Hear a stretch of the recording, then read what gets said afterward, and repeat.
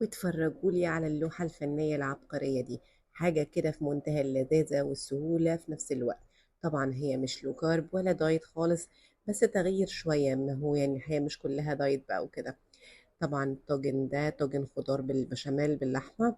حاجة كده فظيعة بجد، ياخدكوا لحتة تانية خالص. كان عندي بالظبط حبة الكوسة دول مع الجزراية الحزينة دي، كانت لوحدها في الدرج، مع شوية بطاطس الولاد كانوا غضبانين عليهم، كانوا متحمرين في الاير فراير. وعندي لحمة مفرومة معصجة برضو كانت في التلاجة بقالها يومين. أول حاجة جبت الجزراية قشرتها وقطعتها حلقات صغيرة بالشكل ده. بعد كده هحطها على جنب. باخد بعد كده الكوسة بقطعها برضو بنفس الشكل حلقات صغيرة، هي الكوسة أصلا حجمها كان صغير. هحط الكوسة كلها على بعضها. هحط بقى عليها التوابل، ملح وفلفل، بصل باودر، توم باودر، بابريكا. التوابل طبعا اللي انتوا بتحبوها، انا التوابل دي اللي بفضلها على صينية الخضار اللي هي بالبشاميل، بتبقى دي طعم حلو قوي. ومعاها في الاخر معلقة زيت زيتون. بقلب ده كله وبسيبهم على جنب. بعد كده هجيب الصينية اللي هتدخل الفرن، برشها شوية زيت بسيط كده، زيت نباتي. واول ما الصينيه بتاعت اللي على النار تسخن، هنزل عليها بالكوسه. طبعا مش هحط عليها اي دهون لان هي الكوسه فيها زيت زيتون، بس هشوحها كده زي كاني بعمل خضار سوتيه. واول ما يبقى خلاص دخل في السوا هحطه على جنب. وهنزل بالجزر. طبعا ما حطيتش الجزر والكوسه الاتنين مع بعض سويهم، لان ده بياخد وقت في السوا وده بياخد وقت، عشان كده ما يبقاش واحد مستوي وواحد لا. زودت بس معلقة بسيطة خالص، نقطتين يعني، أقل من معلقة زيت زيتون. وشوية بابريكا عشان يديها ريحة حلوة. البابريكا المدخنة بتدي ريحة وطعم هايل.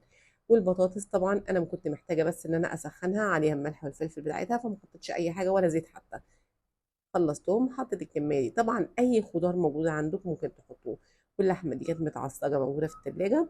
زودت بس عليها شوية صلصة وشوية صوص، أي صوص موجود عندكم. أنا كان عندي صوص باربيكيو. حطيت معلقة صغيرة.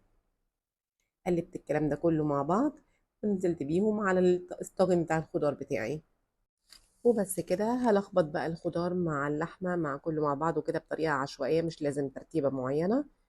وفي الاخر هنزل عليهم بشويه جبنه، برضو ده اختياري، انا حبيت ان يبقى فيها جبنه لأن خصوصا الولاد ما بياكلوش خضار خالص. فالطاجن ده يعني بيخليهم ياكلوا خضار، فيعني الولاد عندكم ما بيحبوش خضار، الطاجن ده هيعجبهم جدا. بس هننزل بعد كده نعمل البشاميل. البشاميل ده يعني الوصفه دي مخصوصه لبنتي علشان هي ما بتعرفش تعمل بشاميل، فهقول لها من ايه تو زد الطريقه عامله ازاي. عندي هجيب ربع يعني بالظبط معلقتين كبار سمنه، هنزل عليهم بتلات ارباع كوبايه دقيق. واقلبهم، ما نتضايقش خالص او نخاف لما نلاقي الشكل ده. لما ننزل عليهم باللبن السخن هيفكوا مع بعض. هننزل عندي دلوقتي بمج ده بمجين من اللبن السخن. انا عندي اللبن اللي حطيته لبن باودر. حطيت بالظبط 5 معالق لبن، عليهم كوبايتين كوبايتين ميه. بقلب لحد ما القوام يتماسك معايا. وهحط بعد كده مكعب ماجي وشوية ملح وفلفل. الماجي طبعا اختياري، في ناس بدل الماجي بتحط جوز الطيب. الصراحة ناس قالوا لي بقى ان هي ممكن تقول حرام او كده، مش متأكدة. فانا بتجنبها فبحط ماجي. الماجي طبعا مش اصح حاجة بس انا بحبه بيدي طعم.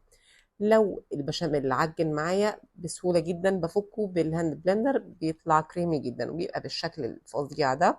بنزل عليه على الصينية بالظبط في الفرن حوالي تلت ساعة من تحت.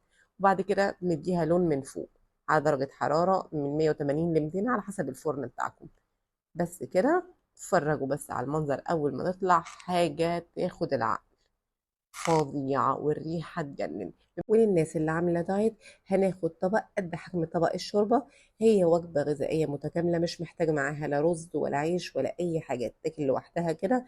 بتبقى جميلة جدا ومش هتدمر لنا الدايت. وهتبقى حاجة حلوة قوي، وألف صحة وهنا.